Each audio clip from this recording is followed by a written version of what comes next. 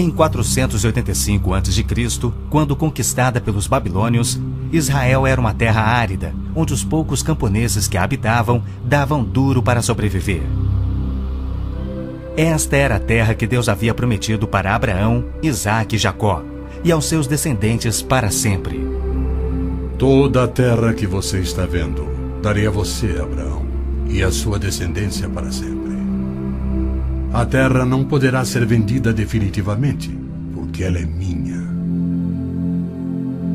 O povo que orgulhosamente habitava a terra prometida foi dizimado, espalhado e levado à Babilônia, onde passou 70 anos, conforme predito por Jeremias.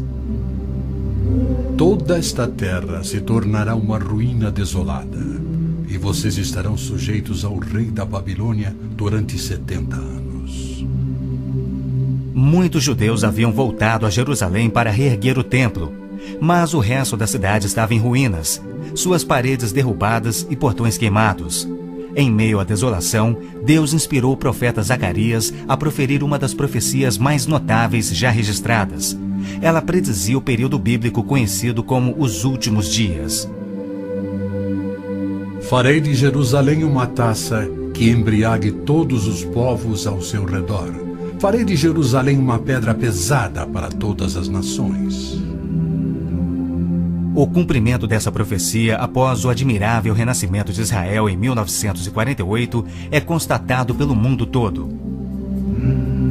Exatamente como previsto na Bíblia, ao invés de Nova York, Berlim ou Moscou, a pequenina Jerusalém é o fardo maior dos países do mundo.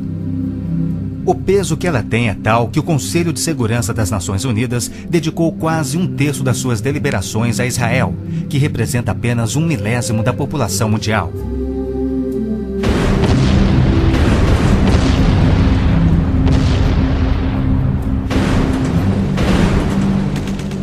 Jerusalém não seria o problema número 1 das Nações Unidas se a nação de Israel fosse facilmente intimidada, mas os seus militares são os melhores do mundo. Naquele dia farei que os líderes de Judá sejam semelhantes a um braseiro. Eles consumirão todos os povos ao redor. O Senhor protegerá os que vivem em Jerusalém.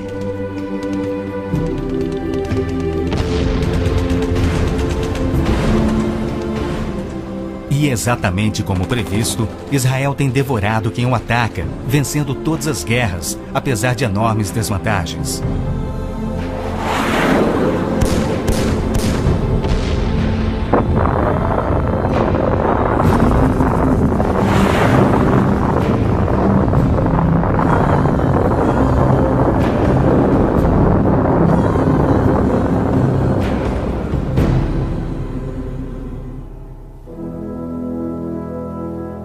O anjo Gabriel revelou a Daniel que Jerusalém seria reconstruída e que após 483 anos viria o Messias.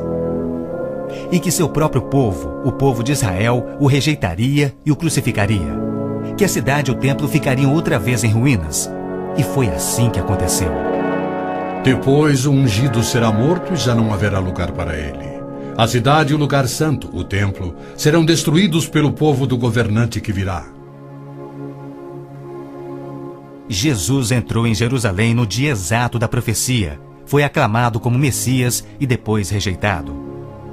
Jesus mesmo profetizou: Eu lhes garanto que não ficará aqui pedra sobre pedra, serão todas derrubadas.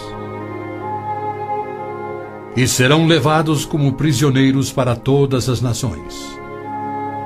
No ano 70 DC, exatamente como Cristo previu, os exércitos romanos sob Tito saquearam Jerusalém, derrubaram o templo de Herodes e não deixaram pedra sobre pedra. Mais de 1 milhão de judeus foram mortos e o remanescente espalhado pelas nações. Vocês serão desarraigados da terra em que estão entrando para dela tomar posse.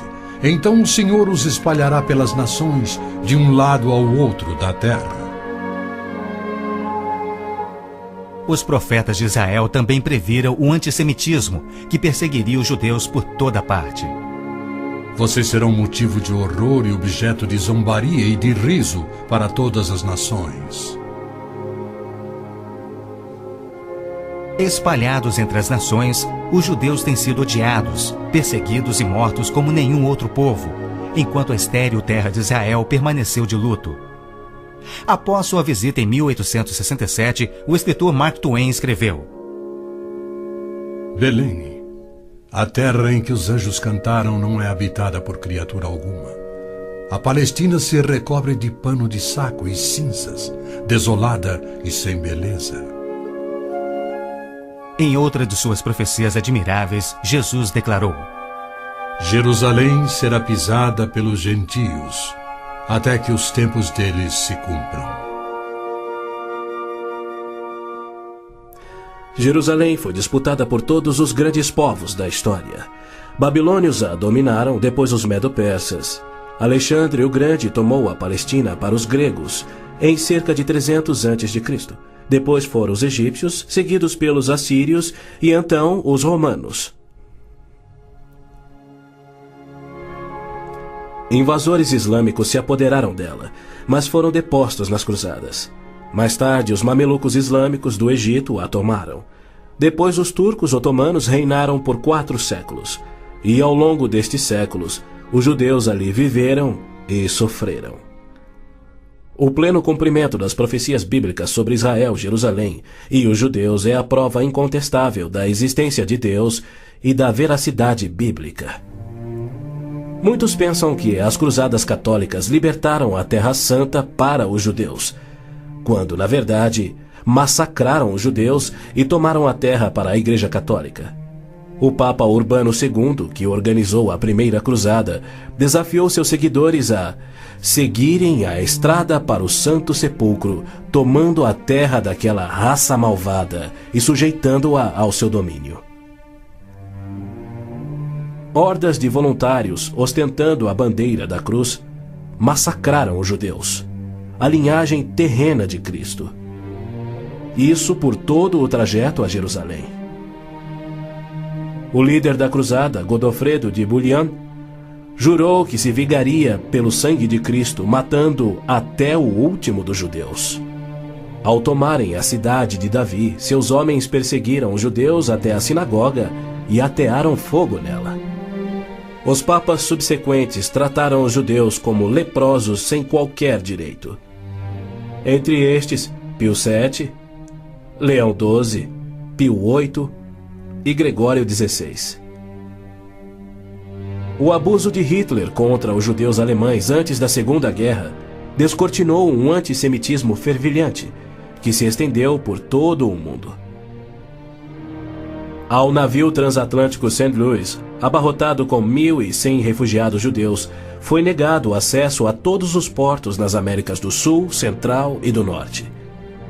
700 destes tinham vistos de imigração para os Estados Unidos, porém o presidente Roosevelt os enviou de volta para morrerem nos fornos de Hitler. Até mesmo a Suíça rejeitou os judeus, devolvendo-os aos seus assassinos, e serviu como banqueira de Hitler, guardando para os nazistas bilhões de dólares em ouro e dinheiro roubado das vítimas judias.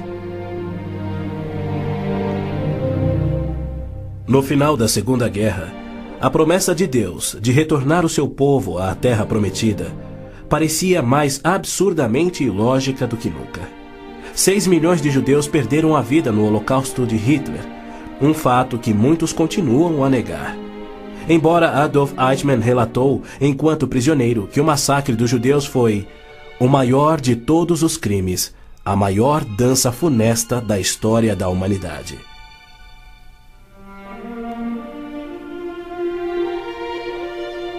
E o mais incrível é que, após a guerra, centenas dos esqueléticos sobreviventes, libertados dos campos de extermínio, foram mortos em toda a Europa. Porém, Deus não esquecera das suas promessas. De 1945 a 1948, apesar de um cruel bloqueio naval inglês, 10 navios antigos contrabandearam 70.000 sobreviventes do Holocausto para dentro da Terra Prometida. Nas palavras de um dos sobreviventes, os velhos navios e a frota britânica eram ameaças menores que a vida na Europa. Pela primeira vez em anos tínhamos um propósito: a criação de um Estado judeu. Milhões de judeus têm voltado a Israel oriundos de mais de 100 países. A existência de Israel hoje, na Terra Prometida, é incontestavelmente uma obra de Deus. Vejam, eu os trarei da terra do norte e os reunirei dos confins da terra. Aquele que dispersou Israel o reunirá. Em novembro de 1947, as Nações Unidas adotaram a sua Resolução 181. Ela dividia a Palestina, dando 18% aos judeus e 82% aos árabes. E tornou Jerusalém uma cidade internacional que, conforme o Vaticano também insistiu, nunca poderia ter domínio judeu. O mundo árabe rejeitou esta resolução e exigiu toda a Palestina. Até hoje, nenhum mapa árabe admite a existência de Israel.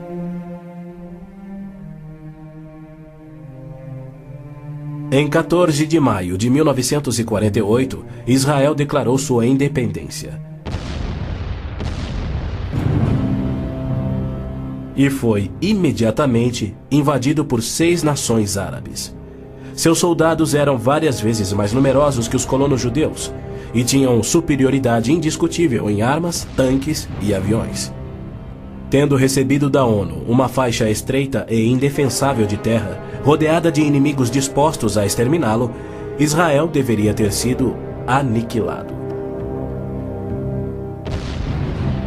Porém, para a surpresa do mundo inteiro, que torcia para os seus inimigos, os colonos israelenses derrotaram os que buscavam destruí-los, exatamente como Deus prometera. E assim tem acontecido em guerra após guerra, à medida que seus inimigos têm tentado aniquilar Israel. Sim, é isto mesmo. A aniquilação é o seu propósito declarado. Os muçulmanos têm como dever religioso a exterminação dos judeus. Eles sonham com sua destruição e promovem festividades para honrar os assassinos dos inocentes cidadãos de Israel. O fundamentalismo islâmico começa a varrer o nosso mundo.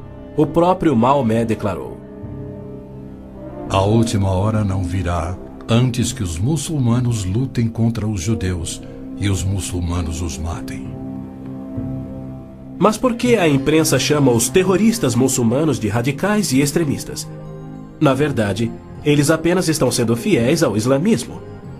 O Corão ordena: Não tomeis por confidentes amigos os judeus nem os cristãos. Matai os idólatras, os não muçulmanos, onde quer que os acheis. Capturai-os, acossai-os e espreitai-os.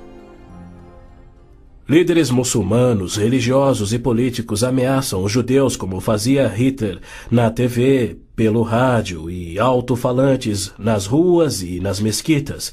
Quando Gaddafi brada: a batalha de Israel será tal que Israel deixará de existir, ele fala por todos. O extermínio de Israel é transmitido aos muçulmanos desde o aleitamento.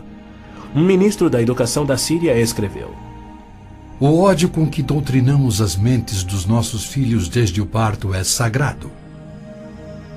Um livro-texto de adolescentes egípcios declara: Israel não viverá se os árabes forem firmes no seu ódio. E um livro de pré-adolescentes diz: Os árabes não desistem de trabalhar em prol do extermínio de Israel. É uma loucura Israel tentar firmar acordos de paz com inimigos como estes, mas a pressão mundial o obriga a isto. Na Guerra de Yom Kippur de 1973, milhares de tanques atravessaram simultaneamente o Sinai, oriundos do Egito, e descendo o Golã a partir da Síria num ataque surpresa cuidadosamente orquestrado. As forças militares de Israel estavam todas de licença, celebrando a mais sagrada de suas festas religiosas, levando, portanto, 3 dias para que se mobilizassem. 300 mil israelenses enfrentaram 1,2 milhões de árabes. Escapando por um fio da derrota, Israel sofreu pesadas baixas. Mas, em cumprimento incontestável da admirável profecia de Zacarias, de que as tropas judias seriam como fogo que consumiria as nações vizinhas, Israel expulsou os seus inimigos. Em retaliação por ter se defendido, 61 nações romperam relações diplomáticas com Israel, enquanto nenhuma nação repreendeu os árabes por seu ataque surpresa. Este tenso e custoso estado de alerta de Israel tem sido manipulado de modo a acusá-lo de perpetrador de violência infundada contra vizinhos amantes da paz. O antissemitismo é uma força motriz da mídia mundial, que é muito influenciada pelo dinheiro do petróleo. Não se veicula nenhuma crítica aos árabes e suas repetidas ameaças de extinção de Israel. Quando Israel deportou 400 terroristas do Hamas e do Jihad Islâmico por terem matado e mutilado centenas de seus civis, foi criticado pela mídia internacional e censurado pelas Nações Unidas. Mas quando o Kuwait deportou 300 mil palestinos, em sua maioria civis inocentes, a mídia fez pouco caso e as Nações Unidas ignoraram o fato. As Nações Unidas são flagrantemente pró-árabes e contra Israel. As chamadas Forças de Paz das Nações Unidas no Líbano abrigaram terroristas da OLP, ofereceram suas instalações para treinar terroristas, forneceram equipamento militar e auxiliaram as equipes de terroristas a caminho de atacarem Israel. Quando Israel se viu pressionado a ponto de invadir o sul do Líbano para expulsar a OLP, descobriu na área das Nações Unidas estoques suficientes de armamentos para sustentarem uma invasão de 1 milhão de homens.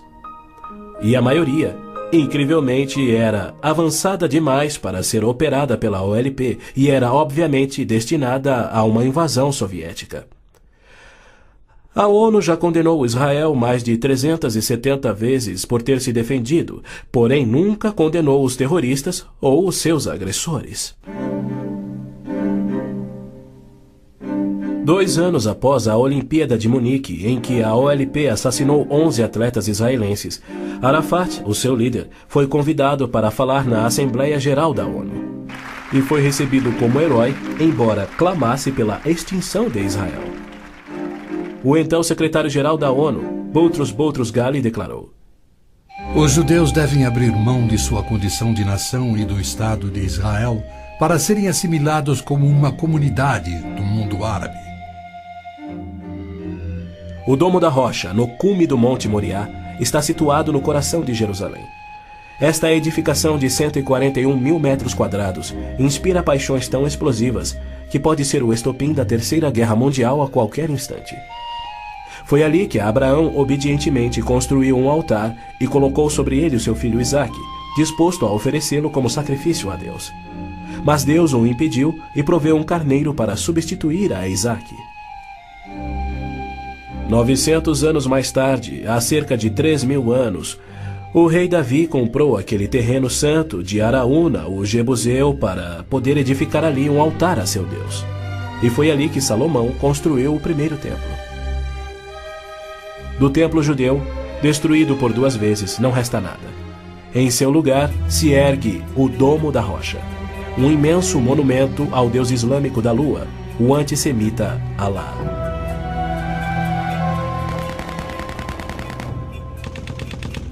Em 1967, quando Israel capturou o leste de Jerusalém e junto com ele o Monte do Templo, isto parecia contradizer a profecia de Cristo de que Jerusalém seria pisoteada pelos gentios até a sua vinda.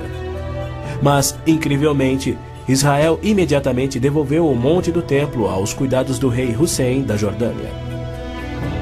Este, por sua vez, o confiou a Yasser Arafat e a sua OLP em 1994. Assim, o coração de Jerusalém está nas mãos de gentios, e as nações dos gentios de todo o mundo exigem o controle. Uma das principais tensões no Oriente Médio, hoje em dia, é a questão do chamado povo palestino. A Organização de Libertação da Palestina, a OLP, liderada por Yasser Arafat desde 1969, alega representar os palestinos. A OLP declara: Nosso conflito com o inimigo sionista não surge em função da demarcação de suas fronteiras, mas sim da própria existência de Israel. A OLP, como todos devem saber, é uma organização islâmica de terrorismo. Ela treinou as gangues de assassinos de Idi Amin, que mataram 300 mil cristãos negros em Uganda. Na verdade, a maioria das organizações terroristas em todo o mundo foram treinadas pela OLP.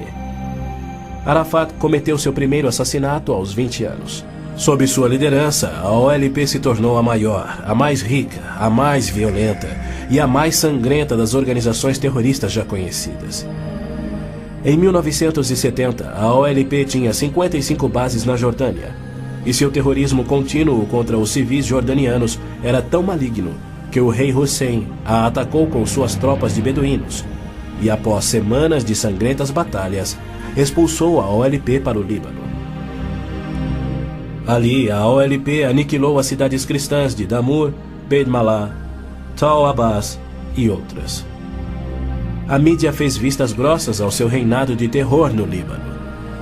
A imprensa internacional foi ameaçada e se manteve em silêncio. Os que ousaram divulgar a verdade tiveram mortes brutais. Larry Buckman e Sean Turan, da TV ABC, Mark Trion, da rádio belga Livre, Robert Pfeffer, da revista Der Spiegel, e outros. Cerca de 300 mil civis libaneses foram mortos e mais de 100 mil das jovens sobreviventes foram engravidadas por estupros da OLP antes que Israel a expulsasse. Porém, novamente, Israel foi censurado. Ladies and gentlemen, Mr. Arafat, Chairman of the Executive Council of the Palestine Liberation Organization, His Excellency Yitzhak Rabin, Prime Minister of Israel, the President of the United States. Quaisquer tratados de paz com a OLP têm como propósito único enganar Israel. O modelo que os muçulmanos seguem hoje foi dado por Maomé. Em 628, ele firmou um tratado de paz de 10 anos com sua tribo Quraysh, em Meca. 2 anos mais tarde, ele atacou Meca, matando os homens e escravizando as mulheres e crianças. Arafat declarou publicamente: Em nome de Alá, eu não considero o acordo de paz entre a OLP e Israel mais do que o acordo assinado entre nosso profeta Maomé e a tribo Quraysh. A paz para nós implica na destruição de Israel. O primeiro passo é fingir a paz para ganhar territórios dentro de Israel, de onde possa lançar sua destruição final. Por incrível que pareça, Arafat e seus assassinos da OLP têm sido eximidos e celebrizados pela mídia mundial. Este criminoso, impiedoso e sadista recebeu um prêmio Nobel da Paz e é honrado como campeão da justiça em prol do oprimido povo palestino. Palestinos? Nunca houve palestino, seja povo, nação, língua, cultura, religião ou economia. As alegações de serem descendentes de um povo palestino que supostamente habitou uma terra chamada Palestina por milhares de anos não passa de uma mentira intencional. A terra era chamada Canaã e era habitada por cananeus. E o que fora Canaã tornou-se a terra de Israel quando Deus a entregou ao seu povo. Porém, uma história revisada que oculta a verdade é promovida nas melhores enciclopédias e livros, incluindo publicações cristãs. Aqueles que hoje se denominam palestinos são árabes, por berço, língua, religião islâmica e cultura. A origem do termo Palestina provém dos filisteus, os arqui-inimigos do antigo Israel. Em 130 d.C., os romanos reconstruíram Jerusalém como uma cidade pagã, tendo um templo de Júpiter no lugar do templo judeu. Provocados à rebelião, 500.000 de judeus foram mortos e milhares escravizados. Os romanos, irados, renomearam a terra de Israel, batizando-a de Síria-Palestina. Assim surgiu o termo palestino. Dali em diante, os judeus que ali viviam foram chamados de palestinos. Na Segunda Guerra, o exército britânico tinha uma brigada palestina composta por voluntários judeus. A Orquestra Sinfônica da Palestina era de judeus, assim como o Palestine Post era um jornal de judeus. Em 1948, árabes fugidos de Israel começaram a alegar que eles eram os verdadeiros palestinos e que a terra de Israel sempre lhes pertencera. E a mídia mundial promove essa mentira. Mas a verdade é que em 1948 os árabes ocupavam meros 3% da Palestina. enquanto que a posse de Israel data de 4.000 anos de quando Abraão adquiriu a caverna Macpela em Hebrom. Ali Abraão sepultou sua esposa Sara, e ali estão enterrados Abraão, Isaque, Rebeca, Jacó e Lia. Em Hebrom, Davi foi coroado rei.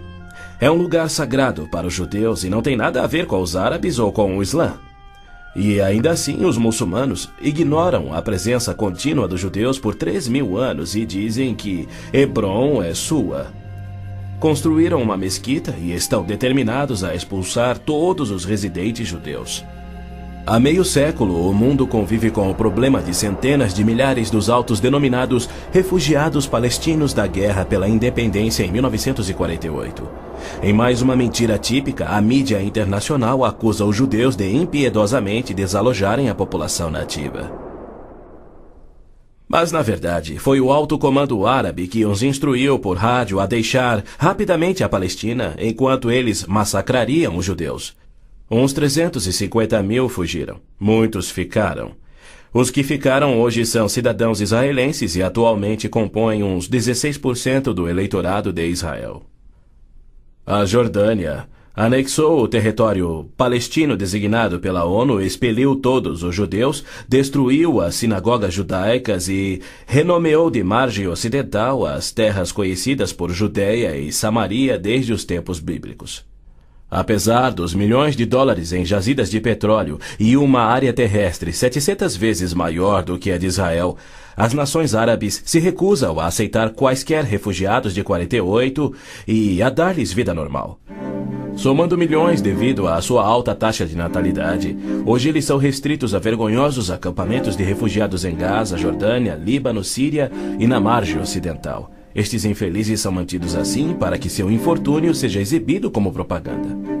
Por outro lado, o recém-formado Estado de Israel, cuja população somava 600.000, absorveu rapidamente 820.000 refugiados judeus que fugiam das terras árabes, onde por 13 séculos, desde o advento do islamismo, eram sujeitados a surras e cusparadas nas ruas e mercados.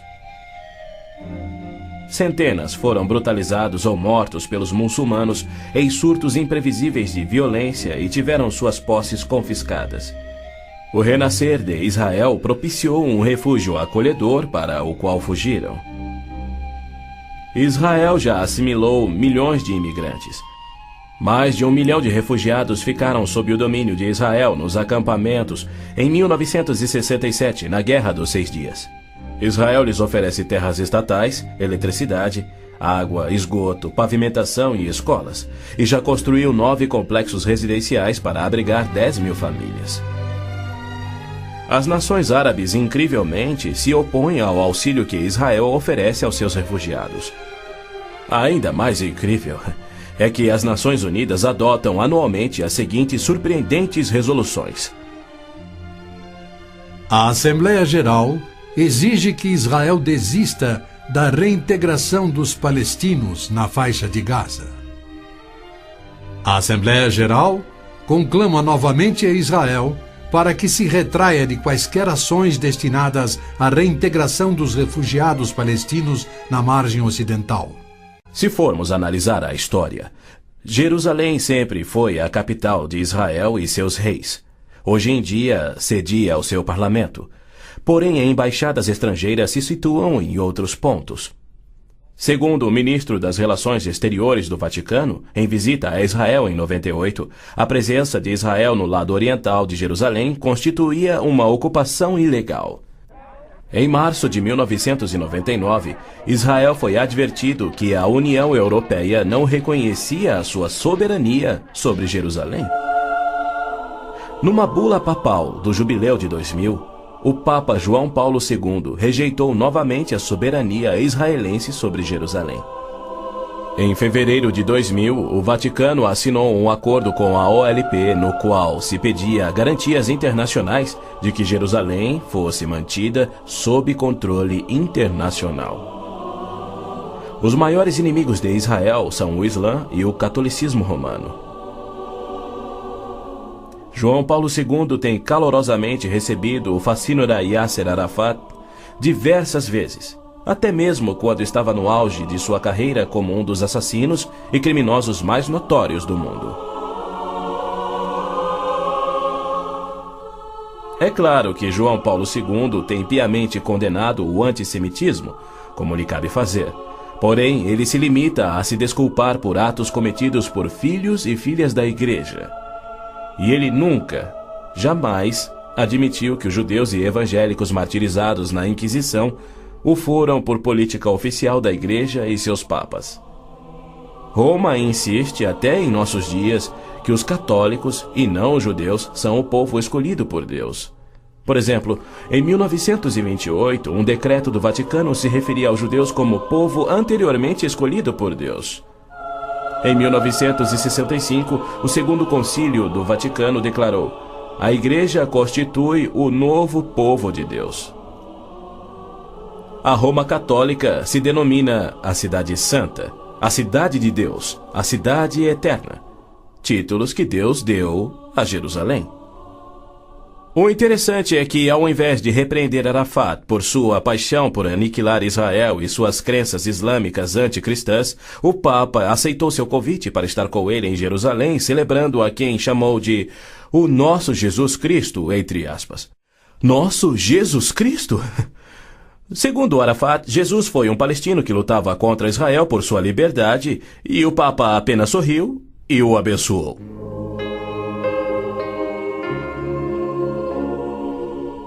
Os judeus culpam a Cristo e aos cristãos pelo antissemitismo do catolicismo romano.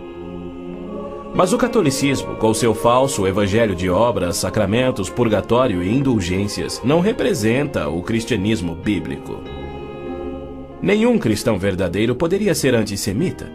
Jesus foi um judeu. Inclusive, a Igreja Católica matou muito mais evangélicos do que judeus. O Papa Inocêncio III massacrou por completo a cidade de Béziers, na França. Morreram cerca de 60 mil cristãos albigenses. E segundo o Papa, foi o auge do seu papado. Os exércitos dos papas levaram um século para exterminar os albigenses e o mesmo destino foi imposto aos valdenses, huguenotes, husitas e outros. No massacre de São Bartolomeu foram chacinados 70 mil huguenotes, mais 200 mil foram mortos depois e 500 mil fugiram da França para salvar a vida. E como estes, há muitos outros exemplos. Hitler não assassinaria os 6 milhões de judeus se os séculos do antissemitismo romano não tivessem preparado o caminho. Em 26 de abril de 1933, Hitler relembrou aos representantes do Vaticano, Bispo Börning e Monsenhor Steinmann, que por 15 séculos Roma considerara os judeus parasitas a serem exterminados, e que ele lhes oferecia uma solução final para o problema dos judeus. Antes de se tornar o Papa Pio XII, o cardeal Eugênio Pacelli, núncio papal da Alemanha, entregou dinheiro do Vaticano a Hitler para formar o partido nazista. Ao se tornar Papa, Pacelli enviou uma mensagem de apoio ao Führer. Ao ilustre Herr Adolf Hitler, Führer e chanceler do Reich alemão. É com grande prazer que recordamos os muitos anos passados na Alemanha como núncio apostólico, ocasião em que fizemos de tudo para estabelecer relações harmoniosas entre a Igreja e o Estado. Agora, suplicamos ainda mais fervorosamente para alcançarmos este alvo. Era 1939 e os abusos de Hitler, bem como suas intenções para os judeus, já eram conhecidos em todo o mundo.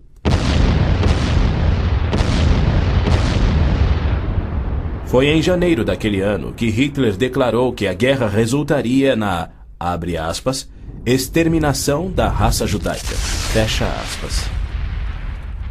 Die Völker noch einmal in einen Weltkrieg zu stürzen, dann wird das Ergebnis nicht der Sieg des Judentums sein, sondern die Vernichtung der jüdischen Rasse in Europa. Após 4 anos, em 22 de junho de 1943, enquanto pairava a fumaça de judeus incinerados nos céus da Europa, o Papa Pio XII, em contraposição à promessa de Deus, escreveu ao presidente Roosevelt tentando dissuadi-lo de tornar a Palestina em terra judia. Não existe precedente histórico para justificar o regresso de um povo a uma terra deixada 19 séculos antes. Se os hebreus desejam um lar, não seria muito difícil encontrar um território que lhes sirva melhor que a Palestina. Com o aumento da população judaica naquela região, graves novos problemas surgiriam. Sem precedente histórico, Deus o havia prometido. Pio XII nunca condenou o Holocausto em público. Tampouco buscou dissuadir Hitler do seu intento de aniquilar os judeus. Porém, ele se manifestou, de forma bem enfática, contra o regresso dos judeus à terra de Israel, que Deus lhes dera como herança eterna. Do mesmo modo, Pio X declarou em 1904: Não podemos reconhecer os judeus como povo. Em 1919, o cardeal Pietro Gasparri, secretário de Estado do Vaticano, escreveu: O perigo que mais nos amedronta é o da criação de um Estado judaico na Palestina. E quanto ao Islã, esta religião de violência tem sempre forçado conversões pela espada. Após a morte de Maomé, a maioria dos árabes abandonou o Islã, dando origem às famosas Guerras da Apostasia. Abu Bakr, o primeiro califa a suceder Maomé, matou dezenas de milhares de ex-muçulmanos buscando reimplantar o Islã. Até o início do século VIII, os ferozes guerreiros do Islã haviam tomado a maioria do Oriente Médio, muito da África e haviam quase conquistado a Europa. A violenta natureza do Islã é vista ainda hoje em multidões bradando "Alá é grande" e infligindo terror e morte sobre os não-muçulmanos. O Islã está por trás da maior parte do terrorismo no mundo. Hoje em dia, multidões muçulmanas periodicamente massacram milhares de cristãos, queimando e saqueando as suas terras.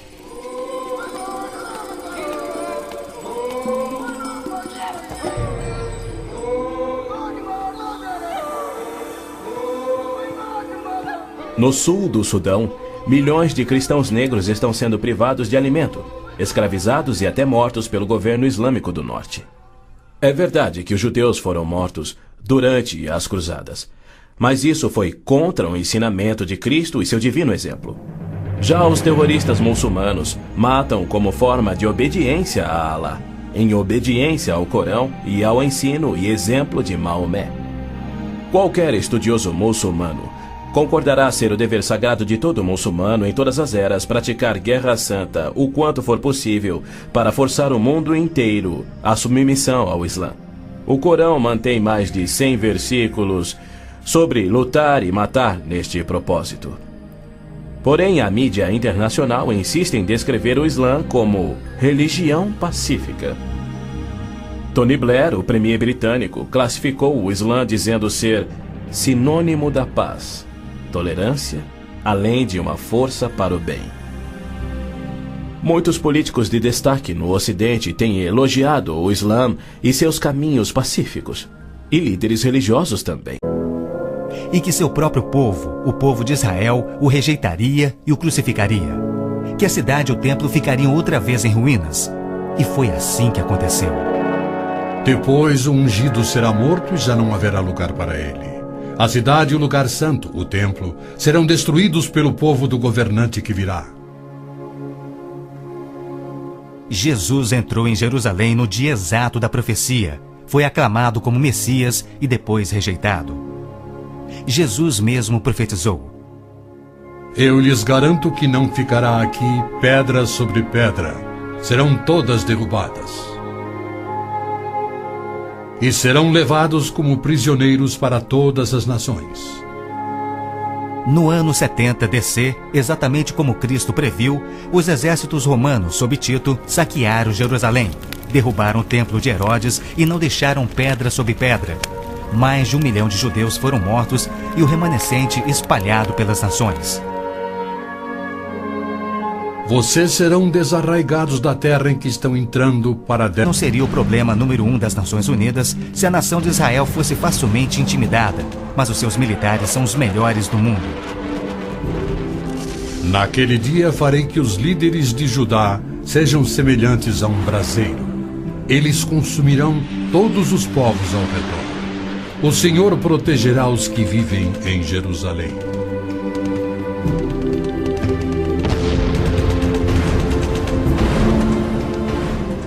E exatamente como previsto, Israel tem devorado quem o ataca, vencendo todas as guerras, apesar de enormes desvantagens.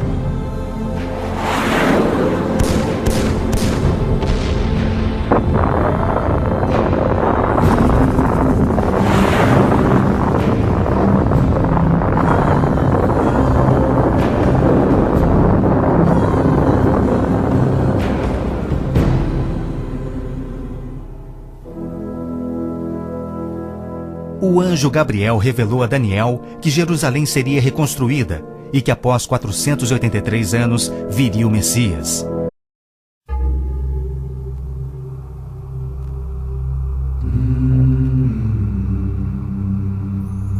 Em 485 a.C., quando conquistada pelos babilônios, Israel era uma terra árida, onde os poucos camponeses que a habitavam davam duro para sobreviver.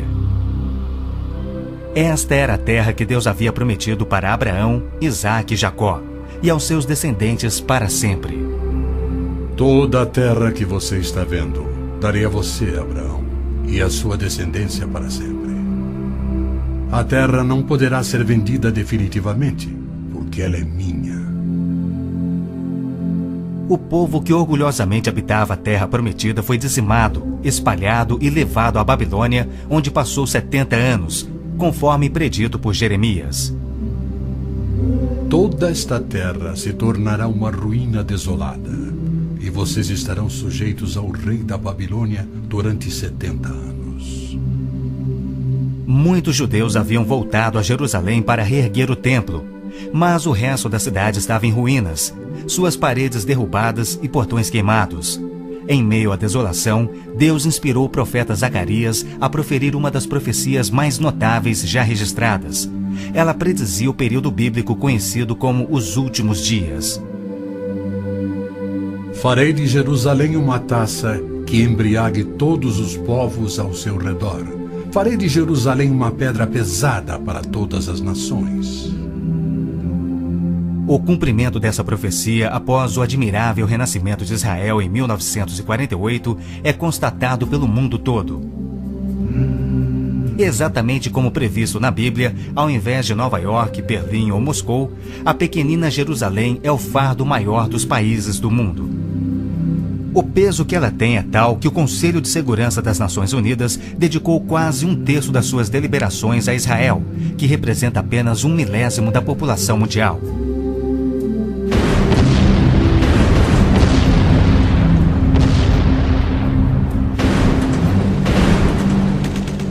Jerusalém Ela tomar posse.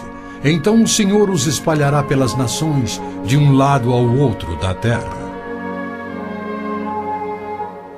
Os profetas de Israel também previram o antissemitismo, que perseguiria os judeus por toda parte. Vocês serão motivo de horror e objeto de zombaria e de riso para todas as nações.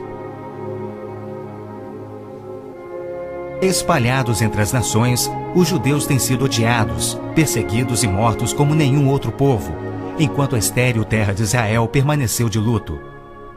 Após sua visita em 1867, o escritor Mark Twain escreveu: Belém, a terra em que os anjos cantaram não é habitada por criatura alguma. A Palestina se recobre de pano de saco e cinzas, desolada e sem beleza. Em outra de suas profecias admiráveis, Jesus declarou: Jerusalém será pisada pelos gentios, até que os tempos deles se cumpram.